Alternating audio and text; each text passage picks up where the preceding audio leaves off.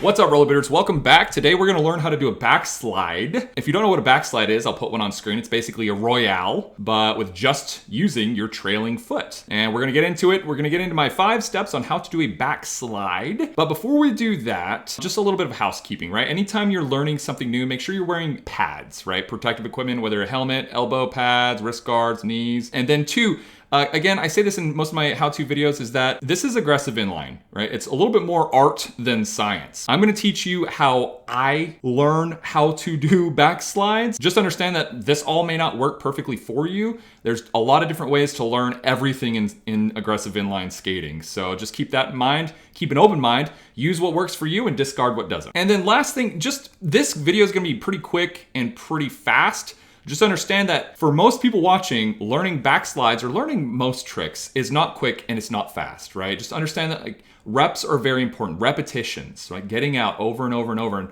every time you fail, you're gonna learn something new and then use that to get better next time. Okay, so step 1, you're gonna wanna learn how to do a royale. You should already know how to do royales. If you don't already know, check the card in the corner on screen right now. If you need to learn how to do a royale, that's a prerequisite, in my opinion, to learning backslides, is learning or being proficient and safe at doing royales. Step 2 is you're gonna do royales. You can do this on a P-rail, a P-box, whatever you feel most comfortable with, a small ledge. Whatever you're comfortable with or whatever you have access to is fine. But what you're gonna do for step 2 here is you're gonna do a royale and you're gonna slowly start playing around with lifting that front foot up, taking some slight pressure off of that foot, bringing it up off the obstacle just ever so slightly. Again, not leaning back, and getting that over and over. So you start building those kind of like neural pathways onto what it feels like to be just on one foot. It's just shifting weight onto that back foot. Again, not leaning back,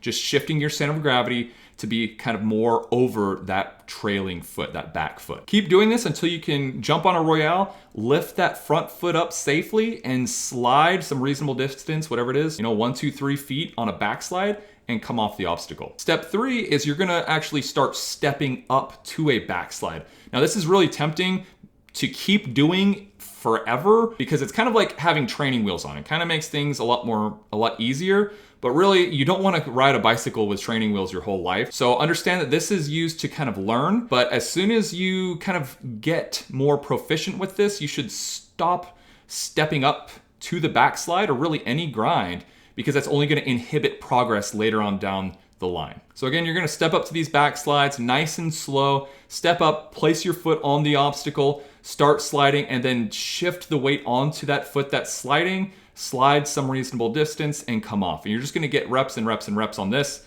until you feel nice and comfortable. Step 4 is you're going to actually jump with both feet onto a backslide. And for this, you really just want to come extremely slow at first, almost basically a stall, right? Not necessarily a full stall, but maybe you slide 1 or 2 inches, whatever it is, but have that other foot there for protection in case, just for balance, or, don't be afraid to put that other foot on the rail if you need to. But again, you're gonna go focus on jumping with both feet, landing on that backslide foot, keeping your weight nice and centered right over that foot, not leaning backwards. Once you feel comfortable, start speeding it up a little bit over time until you're actually sliding a backslide. Now, step 5 is, in a way, some people would argue is not optional or non-negotiable. There's a lot of, a large cohort of skaters who basically, if you don't grab that free foot, that leading foot, then the trick doesn't count. I'm of I'm in the group that basically says if you make it look controlled and you make it look good, I don't personally like grabbing because I'm not that good at it. I can do it, but I'm not that good. So anyway, step 5 is gonna be learning how to grab. In order to grab, it's gonna help you a lot to get much lower, right? So you're gonna wanna go back to your royale and have a nice, deep, low royale, because it's gonna make that center of gravity lower and it's gonna give you a little bit more opportunity or a little bit more advantageous to grab that front foot. So what you're gonna do, start royales, squat down nice and low and slowly lift that front foot off, grab it, try to slide as far as you can, however long that may be, and then just get reps and reps. And so once you've done the royale to a grabbed backslide, start practicing just like you kind of did with the backslide, jumping with both feet, or even start stepping up to the grabbed backslide. But just understand, like, you really want to get out of that habit. It's like riding a bike with training wheels. And then once you've done all that, feel free as always to start mixing it up. Start doing switch ups, start doing different variations of the backslide. Now you've unlocked this new trick that is a tool. Every trick in skating can build on more tricks. You can string things together, and that's, to me, the most fun is stringing different tricks together and putting these different pieces of the puzzle together, and it's super fun. So practice mixing it up. Okay, so these were my five steps on how to learn how to do a backslide. I hope it was useful to you. Learn from everyone around you that are skaters, and if you did like the video, give it a thumbs up. Consider subscribing. It helps get rollerblading out to more people here on YouTube. And with that, roller booters, I will see you on the next video. Go out, get some backslides in. Thank you so much to my Patreon supporters. Without your help, this would not be possible. If you want to support the channel through Patreon, check out the link down in the description below and check out the video on the screen. I'll see you over there.